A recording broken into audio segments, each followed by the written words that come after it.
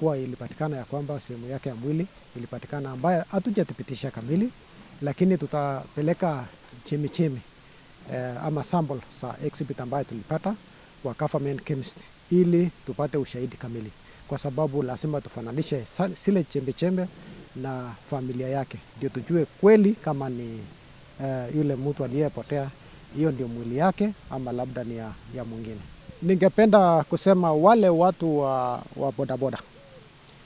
wale wenye wanapepeka katika sehemu mbalimbali, ni mzuri na ni muhimu mjuane na mjue ya kwamba mjue wateja wenu,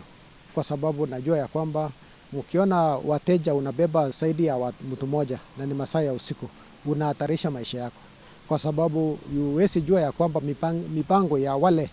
ambayo wameingia katika pikipiki yako, wakati watakufahamia si watakuweza kinguvu, kwa sababu wako wawili ama watatu. So ikifika masaa ya usiku usikubali kubeba mtu zaidi ya mmoja, na especially kama kuna areas ambayo ni hotspot kama kwenda kambi ya juu maili 3, uende sehemu ya Borat, baadhi ya hizo sehemu za Borat masaa ya usiku, usiende zaidi ya uingizwe kichaka mahali uwezi ukajiokoa. Ningesi wananchi na marafiki ya mwenda zake ya kwamba kwa sababu ya uchunguzi yetu ambaye tunaendelea kufanya uchunguzi yetu, watusaidie pia